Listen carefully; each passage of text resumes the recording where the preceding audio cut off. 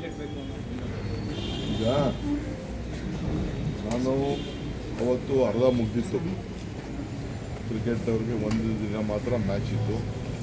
ನಮ್ಮ ಸ್ಪೀಕರ್ ಹತ್ರ ಮಾತಾಡಿದೆ. ಬೇರೆ ಕೆಲವೆಲ್ಲ ಇಂಪಾರ್ಟೆಂಟ್ ಲೀಡರ್ಸ್ ಹತ್ರನೂ ಕೂಡ ಮಾತಾಡ್ತಾರೆ.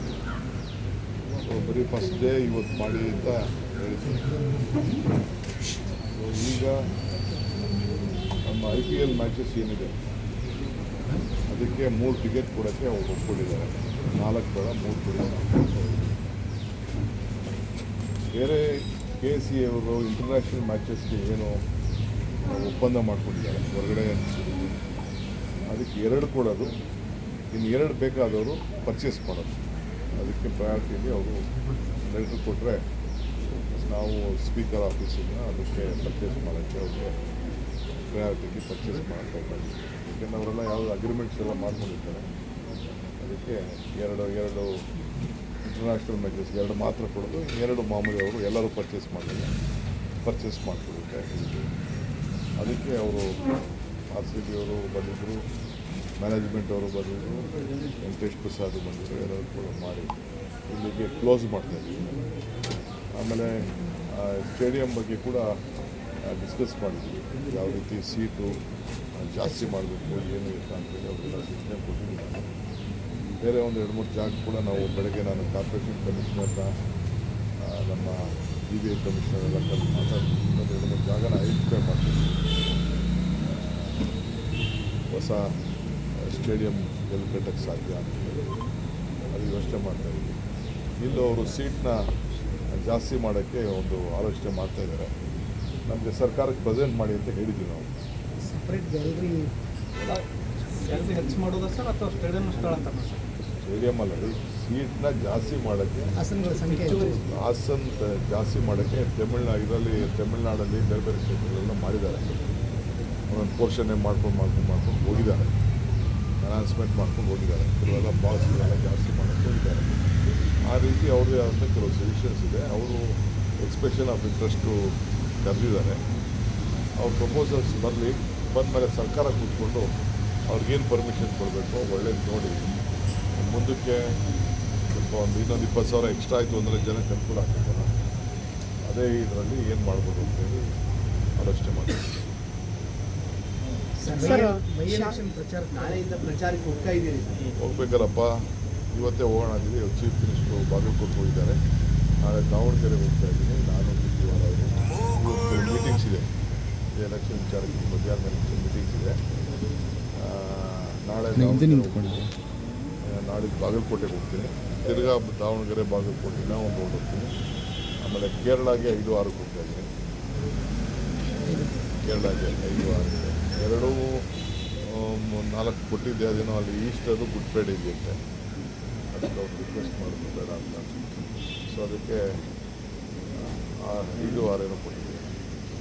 ಸರ್, ಗ್ಯಾಸ್ ಸಿಲಿಂಡರ್ಗಳ ಸಮಸ್ಯೆ ಆಗ್ತಾ ಇರೋದ್ರಿಂದ ನಾಳೆ ಬೆಳಗ್ಗೆ ಭಾಳಷ್ಟು ಹೋಟೆಲ್ಗಳು ಬಂದಾಗ ಒಂದು ಪ್ರೆಸ್ ಕಾನ್ಫರೆನ್ಸ್ ಇದೆ 9:30 ಗಂಟೆಗೆ ಕಾಂಗ್ರೆಸ್ ಆಫೀಸಲ್ಲಿ. ನಾನು ಸುದ್ದಿವಾರ ಅವರು ಪ್ರೆಸ್ ಕಾನ್ಫರೆನ್ಸ್ನ ಅಡ್ರೆಸ್ ಮಾಡ್ತೀನಿ.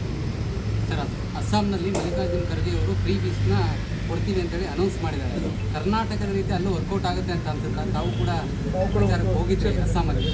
ನಾನು ಅವ್ರು ಅನೌನ್ಸ್ ಮಾಡಿದ್ಮೇಲೆ ನಾನು ಭಾಷಣ ಮಾಡಿ ಬಂದಿದ್ದೀನಿ. ನಾವೇನು ಮಾತಾಡ್ತೀವಿ ಮಾತಾಡೋ ಪ್ರಕಾರ ನಡ್ಕೊಳ್ತೀವಿ.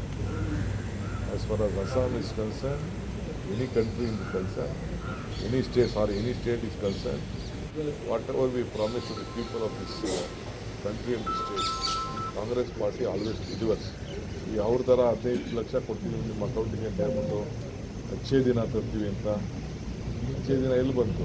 ಅಚ್ಚೇ ದಿನ ಬರಲಿಲ್ಲ, ಏನು ಬರಲಿಲ್ಲ. 15 ಲಕ್ಷ ನಿಮ್ಮ ಯಾರ ಅಕೌಂಟಿಗೂ ಬರಲಿಲ್ಲ. ನಾವು ಹಂಗೆಲ್ಲ ಇಲ್ಲ. ನಾವೆಲ್ಲ ಮಾತು ಕೊಟ್ಟರೆ ಮಾತು ಪ್ರಕಾರ ನಾವು ಬರ್ತೀವಿ.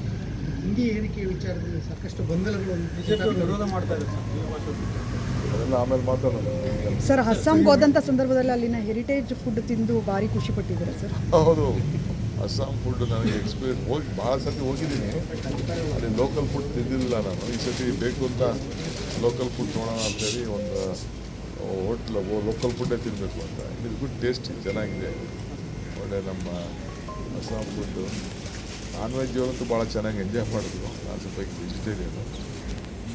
ಚೆನ್ನಾಗಿದೆ ಸರ್ ಇನ್ನು ಚುನಾವಣೆ ಮೊದಲು ಕಾಮಕ್ಕೆ ಹೋಗಿದ್ರಿ ಸರ್, ಸಕ್ಸಸ್ ಸಿಕ್ತು. ಇದು ಕೂಡ ಹೋಗಿ ಭೇಟಿ ಮಾಡಿದ್ರಿ. ಹೋಗ್ಬೇಕಲ್ಲಪ್ಪ, ದೇವ್ರಿಗೆ ಕೇಳಬೇಕಲ್ಲ, ನೀನು ಕೇಳಬೇಕು, ದೇವ್ರಿಗೆ ಕೇಳಬೇಕು, ಮೀಡಿಯಾನು ಕೇಳಬೇಕು. ಹಂಗೆ ದೇವ್ರ ಕಾಮಾಕ್ಕೆ ದೇವ್ರಿಗೂ ಸಹಾಯ ಮಾಡಿ. ಸರ್ IPL ವಿಚಾರಕ್ಕೆ ಬರೋದಾದ್ರೆ ಹಾಸನಗಳ ವ್ಯವಸ್ಥೆ ಶಾಸಕರಿಗೆ ಮತ್ತೆ ಸಚಿವರುಗಳಿಗೆ MLCಗಳಿಗೆ ಬೇರೆ ಗ್ಯಾಲರಿಯನ್ನು ಮಾಡಬೇಕು ಅಂತಿತ್ತಂತಲ್ಲ ಸರ್, ಹೇಗೆ ಅವರಿಗೆ? ನಾನು ಅದೆಲ್ಲ ಹೋಗಲ್ಲ, ಅವ್ರಿಗೆ ಬಿಟ್ಬಿಡ್ತೀನಿ. ನಾನು I don't want to interfere too much with their affairs. ನಾವು MLA ಆಗಿರ್ಬೋದು, MP ಆಗಿರ್ಬೋದು, ಏನೋ ಒಂದು ಸ್ಮಾಲ್ ರಿಕ್ವೆಸ್ಟ್ ಇತ್ತು, ಆಯಿತು. 3 ಸೀಟು ಲೋಕಲ್ ಮ್ಯಾಚಸ್ಗೆ 3 ಕೊಡಿ ಅಂತ ಹೇಳಿದ್ದೀನಿ. 2 ಮಿಕ್ಕಿದ್ದು 2 ಕೊಡ್ತೀವಿ ಅಷ್ಟೇ. ಅಷ್ಟು ಬಿಟ್ಟರೆ ಮಿಕ್ಕಿದ ಇಂಟರ್ಫಿಯರ್ ಆಗಿ ಹೋಗಲ್ಲ ನಾನು. ಸ್ಟೇಡಿಯಂ ವಿಚಾರ ಬಜೆಟ್ ಅಲ್ಲಿ ಘೋಷಣೆ ಮಾಡಿದಿರಿ, ಸರ್ಕಾರದಿಂದ ಸ್ಟೇಡಿಯಂ ಕ್ರೀಡಾಂಗಣ ಮಾಡ್ತೀವಿ ಅಂತ. KCN ಕೂಡ ಹೊಸದಾಗಿ ಬೇರೆ ಕಡೆ ಕ್ರೀಡಾಂಗಣ ಅವ್ರಿಗೆ ಜಾಗ ಕೊಟ್ಟಿರ್ತಾರೆ ಮಾಡಬೇಕು. ಕೊಟ್ಟಿದ್ದೀವಿ ಅವ್ರ ಜಾಗ, ಎಲ್ಲ ಟ್ರೈನಿಂಗ್ ಮಾಡ್ತಾ ಇದ್ದಾರೆ. ಇಲ್ಲಿ ಗೋಲ್ಡನ್ ಸ್ಪಾ ಇದೆಯಲ್ಲ, ಕೊಟ್ಟಿದ್ದೀವಿ. 25 ಎಕರೆ ಕೊಟ್ಟಿದ್ದೀವಿ. ಮೊನ್ನೆ ತುಮಕೂರಲ್ಲಿ ಕೊಟ್ಟಿದ್ದೀವಿ, ಮೈಸೂರಲ್ಲಿ ಕೊಟ್ಟಿದ್ದೀವಿ, ಎಲ್ಲ ಕೊಟ್ಟಿದ್ದೀವಿ ನಾವು ಜಾಗ. ಬೆಂಗಳೂರಲ್ಲೂ ಬೇರೆ 2-3 ಜಾಗ ಮಾಡ್ತಾ ಇದ್ದೀವಿ. KHP ಆದರೆ ನಾವು ಕ್ಯಾಬಿನೆಟ್ ಕ್ಲಿಯರ್ ಮಾಡ್ತೀವಿ. ಅಲ್ಲ, ಅದನ್ನೇನಾದ್ರು ಕೇಸ್ ಅಂತ ಏನಾದರೂ ಒಪ್ಪಂದ ಮಾಡ್ತೀರಾ ಸರ್? ಇದು ಎಲ್ಲ ಸ್ಪೋರ್ಟ್ಸ್ಗೂ ನಾವು ಹೌಸಿಂಗ್ ಬೋರ್ಡಿಂದ ಮಾಡ್ತಾ ಇರೋದು. ಎಲ್ಲ ಸ್ಪೋರ್ಟ್ಸು ಇರಲಿ ಅಂತ, ಇದು ಸಿಟಿ ಟೈಪ್ ಮಾಡಬೇಕು, ಎಲ್ಲರಿಗೂ ಅನುಕೂಲ ಆಗಲಿ ಅಂತೇಳಿ. ಬರೀ ಕ್ರಿಕೆಟ್ ಒಂದೇ ಅಲ್ಲ, ಫುಟ್ಬಾಲ್ ಇರ್ಬೋದು, ನಾಳೆ ಯಾವ್ದಾದ್ರು ಕಾನ್ಸರ್ಟ್ ಇರ್ಬೋದು, ನಾಳೆ ಇನ್ನೊಂದು ಏನಾದ್ರು ಒಂದು ಬೇರೆ ಸ್ಪೋರ್ಟ್ಸು, ಅಥ್ಲೆಟಿಕ್ಸು ಎಲ್ಲ ಕೂಡ ಆಗಲಿ ಅಂತೇಳಿ ಹೊರಗಡೆ ಮಾಡಬೇಕು ಅಂತ ಮಾಡ್ತೀವಿ. Discussion Yes, of course.